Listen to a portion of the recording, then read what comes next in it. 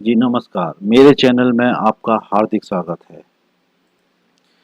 trc.mponline.government.in portal में या प्राथमिक शिक्षक भर्ती प्रक्रिया में प्राथमिक शिक्षक नियोजन सत्र 2022, प्राथमिक शिक्षक नियोजन सत्र 2023 क्या है एवं यह संपूर्ण प्रक्रिया कैसी रहेगी की चर्चा जो है हम इस वीडियो के माध्यम से करेंगे। अतः आप पूरा वीडियो जरूर देखें। प्राथमिक शिक्षक नियोजन सत्र 2022 और प्राथमिक शिक्षक नियोजन सत्र 2023 ये दोनों प्रक्रियाओं को एक साथ रखने का कारण 15 अगस्त से पहले जो सेकेंड काउंसलिंग जिसका विज्ञापन जो है नवंबर दिसंबर में आया था, उस प्रक्रिया को में जो विज्ञापन आया था उस प्रक्रिया को उससे पहले पूर्ण करना चाहती है, माने 15 अगस्त से पहले यह प्रक्रिया पूर्ण हो जावे, इसलिए उसने यह जो है प्रक्रिया को अपनाया है। अब हम प्राथमिक शिक्षक नियोजन सत्र 2022 की जो प्रक्रिया है इसके बारे में हम चर्चा करते हैं। ये क्या है, कैसी है और इसमें क्या क्या होगा, इसकी पूर्ण संपूर्ण चर्चा हम करते हैं। तो जैसे ही हम जो है प्राथमिक शिक्षक नियोजन सत्र 2022 में हम क्लिक करते हैं तो एक नया वेब पेज जो है वो खुल जाता है और इसमें हम देखते हैं ये जो पूरी प्रक्रिया है उसका क्रमबद्ध हम चर्चा करते हैं और इस प्रक्रिया के आगे में क्या होगा इसकी चर्चा भी हम करेंगे। जैसे कि इसमें प्राथमिक शिक्षक संयुक्त काउंसलिंग, इसकी एक्टिविटी देखें हम कि गेस्ट फैकल्टी का जो टिक करने का था, चिन्हांकन करने का था, 17 से 24 नवंबर था। फिर प्राथमिक शिक्षक प्रावधिक चयन सूची जो थी, फिर उसके बाद दस्तावेज अपलोड करना, फिर जिला स्तर पर दस्तावेजों का सत्यापन कार्य हुआ, फिर शाला विकल्प चयन हेतु अभ्यर्थियों की सूची जारी की गई, फिर शाला का विकल्प चयन, फिर इसके बाद शाला विकल्प चयन का भुगतान या शाला विकल्प चयन परिवर्तन, माने इसमें फिर समय की जो अवधि है उसमें वृद्धि की गई थी। इसके बाद जो है प्राथमिक शिक्षक सूची स्कूल शिक्षा विभाग और प्राथमिक शिक्षक सूची जनजाति कार्य विभाग की सूची भी जारी की गई थी। लेकिन इसमें से एक चीज को शाला विकल्प चयन हेतु अभ्यर्थियों की सूची को हटा दिया गया है, इसमें अब यह सूची नहीं है। प्राथमिक शिक्षक सूची स्कूल शिक्षा विभाग, प्राथमिक शिक्षक सूची जनजाति कार्य विभाग की जो सूची आने के बाद फिर ऑर्डर होना शुरू हो गए थे। फिर इसका ऑर्डर होने के बाद फिर ज्वाइनिंग का समय था और फिर काफ़ी समय दिया गया कि ज्वाइनिंग के लिए काफ़ी समय दिया गया, पर्याप्त समय दिया गया, बार बार आदेश निकाले गए कि माने अंतिम अवसर हो, काफ़ी समय दिया गया, पर्याप्त समय दिया गया मेरे हिसाब से। वर्ग 1 एवं 2 में चयन होने के कारण कुछ लोगों ने ज्वाइन नहीं किया, ठीक है। अंतिम सत्यापन के उपरांत जो है कुछ लोगों ने जो है दुर्गम स्थान यदि दूर ज़्यादा होने के कारण कुछ लोगों ने ज्वाइन नहीं किया, तो इनके कारण जो है काफ़ी पद जो है रिक्त हो गए। काफ़ी पद जो है रिक्त होने के कारण सरकार या शासन जो है इन पद को भरना जो है चाहती थी। अब उसके सामने ये समस्या थी कि इन पदों को भरना भी है, माने वेटिंग भी क्लियर करना है, साथ में सेकेंड काउंसलिंग का जो विज्ञापन जारी करके वो प्रक्रिया भी करना है और सरकार के पास जो है समय का अभाव है। वो 15 अगस्त से पहले जो है सेकेंड काउंसलिंग की प्रक्रिया को पूर्ण करना भी चाहती है। तो इसलिए उसने क्या किया, ये दोनों प्रक्रियाओं को एक साथ करने की उसने क्या बनाई, सोच बनाई और उसने क्रियान्वित भी करने की कोशिश कर रहे हैं। प्रथम काउंसलिंग में चयन सूची और प्रतीक्षा सूची दोनों ही जारी की गई थी। तो जो प्रतीक्षा सूची में जिनका नाम था उनका वेरिफिकेशन हो गया है। अब उनका सिर्फ यदि संख्या उनकी ज़्यादा है तो शाला विकल्प रहेगा और शाला विकल्प के बाद उनका अंतिम सत्यापन के बाद ऑर्डर हो जाएंगे। तो मात्र इतना ही काम है, माने 80% हो चुका है 20। यदि इन पदों को जो रिक्त रह जाते, एक तो ये है कि काफ़ी समय दिया गया ज्वाइनिंग के लिए, अब उसके बाद उनकी गणना करते और उन गणना को यदि हम सेकंड काउंसलिंग में जोड़ते तो ये जो प्रक्रिया है जो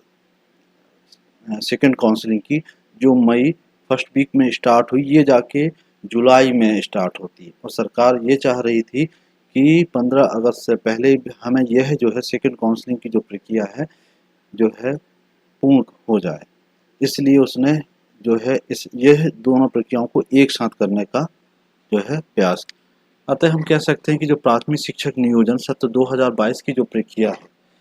मैंने जिनमें का नाम प्रतीक्षा सूची में था, प्रतीक्षा सूची में जिनका नाम था, जिनका वेरिफिकेशन भी हो चुका है, अब मात्र यदि उनकी संख्या ज़्यादा है तो उनकी जो स्कूल चॉइस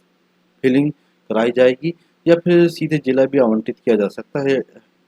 सीधे माने उनके जिला की आवंटित किया जा सकता है या स्कूल भी आवंटित, ये तीनों में से कोई भी एक प्रक्रिया अपनाई जा सकती है। माने इसमें यह है कि सरकार का भी इसमें समय बचेगा ये दोनों प्रक्रियाओं को एक साथ करने में, कि एक साथ वेटिंग भी क्लियर होती चली जाएगी, और दूसरा जो विज्ञापन प्राथमिक शिक्षक नियोजन सत्र 2023 का जो विज्ञापन जो था आया था नवंबर दिसंबर में, तो वह प्रक्रिया भी साथ में हो जाएगी। इससे जो है ज़्यादा से ज़्यादा जो है पद भरे जाएंगे, और जो वो है और कट ऑफ जो है काफ़ी नीचे आ जाएगा। अब बात करते हैं हम, कट ऑफ जो है काफ़ी नीचे आ जाएगा, और अब जो है जिसका नाम जो है प्राथमिक शिक्षक नियोजन सत्र 2022 में रहेगा, जो प्रतीक्षा सूची से जिनका चयन हो जाएगा उनका नाम जो है प्रतीक्षा प्राथमिक शिक्षक नियोजन सत्र 2023 की जो मेरिट, जैसे कि इसके विज्ञापन में दिया था कि हमने मेरिट करेंगे, उसमें उनका नाम नहीं रहेगा, क्योंकि उनका जो नाम है प्राथमिक शिक्षक नियोजन सत्र 2022 की जो चयन सूची जारी होगी उसमें रहेगा। अब हम बात करते हैं प्राथमिक शिक्षक नियोजन सत्र 2023 की। इसका जो विज्ञापन है बहुत पहले आ गया था, है ना, इसका भी कारण था जो मैं आपको अगले वीडियो में बताऊंगा। प्राथमिक शिक्षक नियोजन सत्र 2023 है ना, इसका जो प्रथम विज्ञापन था बहुत पहले ही आ गया था, नवंबर दिसंबर 2022 में आ गया था, लेकिन जो प्रक्रिया है ये काफ़ी जो है मई के फर्स्ट वीक में आई। अभी सिर्फ इसमें जो है गेस्ट फैकल्टी का जो है चिन्हांकन का कार्य हो पाया है। अब इसका जो अगला है काम है, इसमें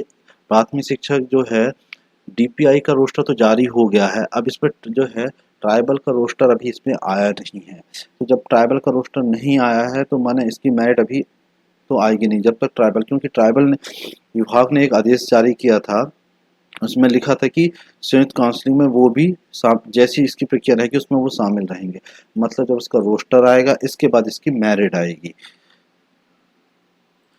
माना जो है प्राथमिक शिक्षक नियोजन सत्र 2023 की जो अगली प्रक्रिया है ट्राइबल का रोस्टर आने की, उसके बाद उसकी मेरिट। लेकिन प्राथमिक शिक्षक नियोजन सत्र 2022 में क्योंकि डीपीआई से डाटा जा चुका है पूरा, वो डीपीआई में डाटा जा चुका है पूरा, संभवतः कि कितने शिक्षकों ने ज्वाइन नहीं किया, ठीक है, ट्राइबल का भी, ट्राइबल के स्कूलों का भी पूरा जो डेटा है वो जा चुका है कि कितने शिक्षकों ने ज्वाइन नहीं किया। माने अब जो है संभवतः अनुमान है मेरा कि प्रतीक्षा जो माने जितने भी पद रिक्त हैं जिन्होंने ज्वाइन नहीं किया, उस प्रतीक्षा सूची में जिनका नाम था उससे जो है उनका नाम जो है प्राथमिक शिक्षक नियोजन सत्र 2022 की जो है इसमें जो है ये वाली जो इसमें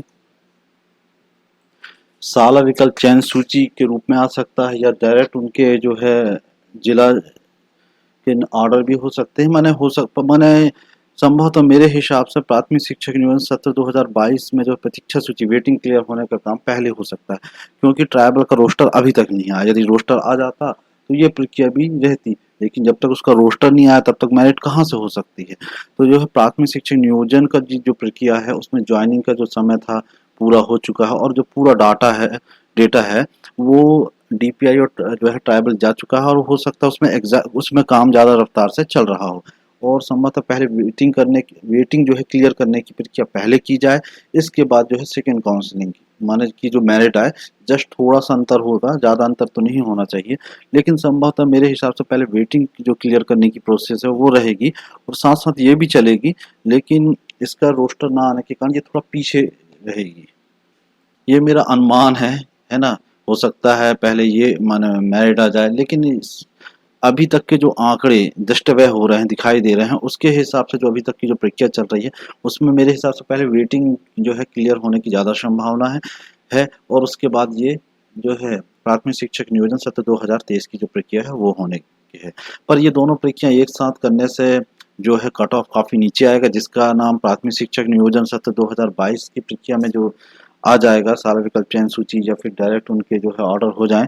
उसमें यदि आ जाए तो उनके नाम जो है प्राथमिक शिक्षण नियोजन सत्र 2023 की जो प्रक्रिया है सेकंड काउंसलिंग, उसमें उनका नाम नहीं आएगा। इससे शासन का भी काफ़ी समय बचेगा। शासन का समय ऐसा है कि जो लोग पहले डॉक्यूमेंट्स अपलोड कराए, फिर उसका वेरिफिकेशन किया, तो जो सेकंड काउंसलिंग की जो प्रक्रिया है वो ज़्यादा सरलता से हो पाएगी, क्योंकि वो लोग अपना जो है वेरिफिकेशन हो चुका है, उनका ज़्यादा नहीं है, इसलिए इसमें नए लोगों को ज़्यादा अवसर मिलेगा। और माने जो कट ऑफ है सभी कैटेगरी का, है ना, वो काफ़ी नीचे आ जाएगा इससे।